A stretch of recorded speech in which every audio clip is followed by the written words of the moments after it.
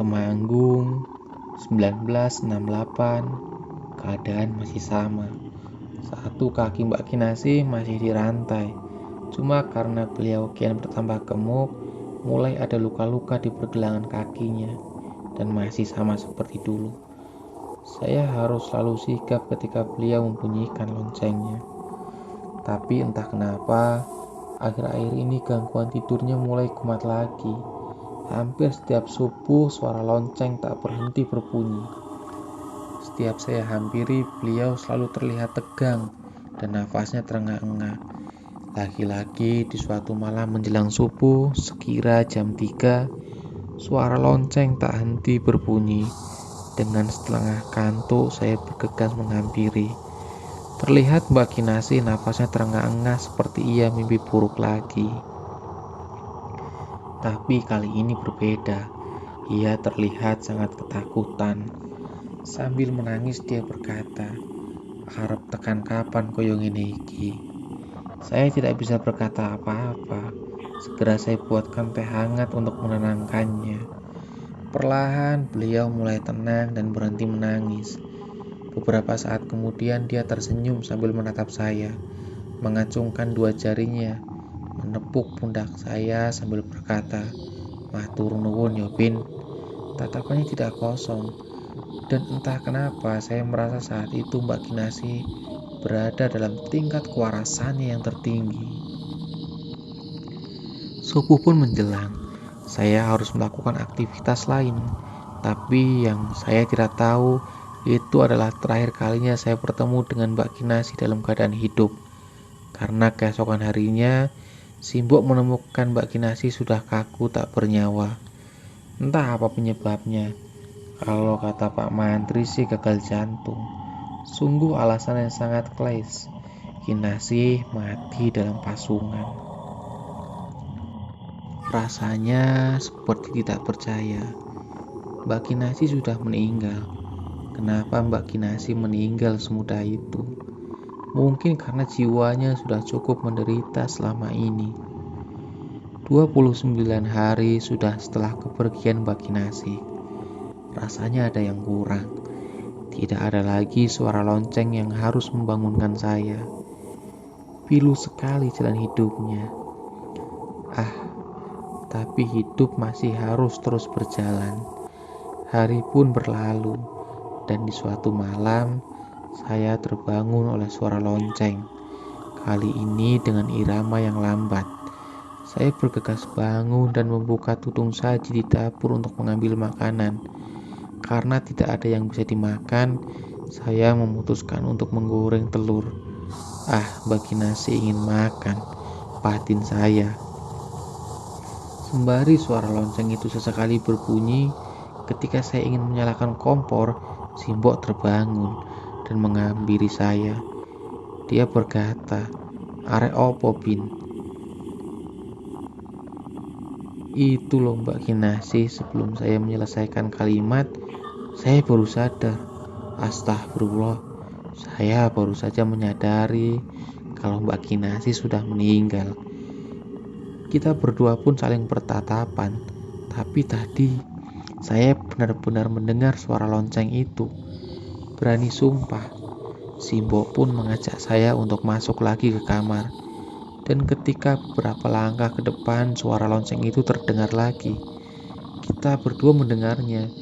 Seketika itu kami bergidik dan bergegas masuk. Tapi suara lonceng itu masih ada. Simbokku ini memang orangnya agak pemberani. Dia mengajakku untuk melihat. Aku pun yang agak penasaran juga ikut di belakang Simbok. Suara lonceng itu masih ada. Ting, ting.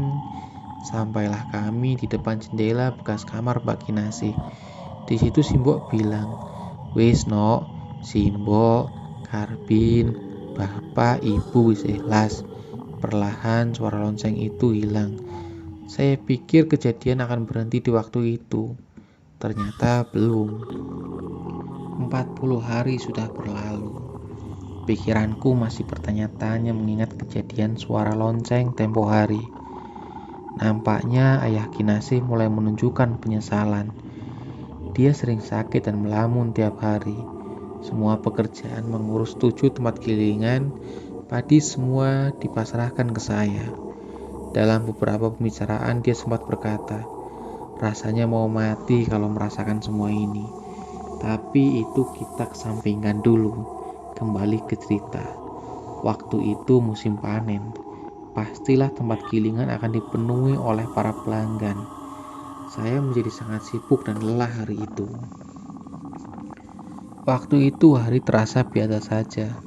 Sepulang kerja, saya langsung mandi dan tidur. Tanpa sadar saya melewatkan sholat maghrib. Sekitar jam 10 malam, Simbok membangunkanku untuk sholat isya. Dengan sedikit malas, saya mengambil wudhu dan sholat. Jadi antara pavilion, kamar mandi, ada jalan kecil di mana disitulah jendela bekas kamar Mbak Kinasih. Waktu itu saya sempat menengok sebentar, tapi tidak ada perasaan apa-apa. Singkat cerita, setelah sholat, saya kembali tidur. Dalam tidur, saya mengalami ketindihan. Mungkin karena kecapean. Setelah berusaha untuk bergerak, akhirnya saya bisa terbangun. Kata orang tua zaman dulu, kalau kita ketindihan, setelah bangun kita harus membalik bantal kita. Itu memang sudah jadi kebiasaan saya kalau pas ketindihan. Dan ketika saya ingin membalik bantal, saya mendengar sayup suara orang bernyanyi. Sumbernya dari depan pavilion. Saya coba cermati, memang benar ada suara itu. Saya yang penasaran mencoba mendekati sumber suara. Nyanyian itu masih ada. Sampailah saya di depan pintu. Saya langsung membuka pintu, suara itu hilang. Tapi di depan saya melihat sosok perempuan. Mirip Mbak Kinasih waktu dulu semasa masih sehat. Wajahnya tak terlihat pasti, cuma bentuk tubuhnya saja. Di situ saya terpaku. Perlahan sosok itu berjalan mendekat dan memang benar, itu adalah wujud Mbak Kinasih yang dulu. Di situ saya ketakutan, tidak bisa bergerak. Sosok itu tersenyum dan berkata, "Bin, Karbin." Saya langsung roboh dan merangkak masuk. Saya tutup pintu dan menangis, memanggil Simbok. Simbok pun terbangun. Saya sulit bicara, hanya bisa mengacungkan jari ke arah depan pavilion. Simbok pun keluar untuk melihat, tapi kata Simbok tidak ada apa-apa. Sejak kejadian itu, saya tidak berani tidur malam di pavilion. Saya tidur di salah satu tempat penggilingan padi milik bapak. Kebetulan ada satu kamar di sana. Berharap tak ada hal-hal aneh lagi. Tapi di situ saya malah selalu bermimpi didatangi Mbak Kinasih. Dan selalu terbangun di tengah malam. Sangat tersiksa rasanya. Sekitar seminggu per malam di situ, saya bermimpi didatangi oleh Mbak Kinasih, tapi dengan wujud ketika depresi. Gemuk rambutnya, kusut tak beraturan. Di mimpi itu Mbak Kinasih duduk membelakangi saya, sambil membunyikan loncengnya.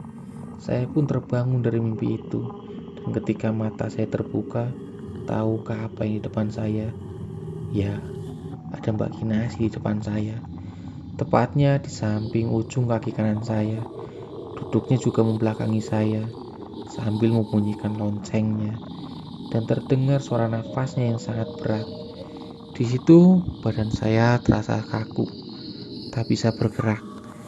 Mata saya pun seakan hanya terfokus pada sosok itu.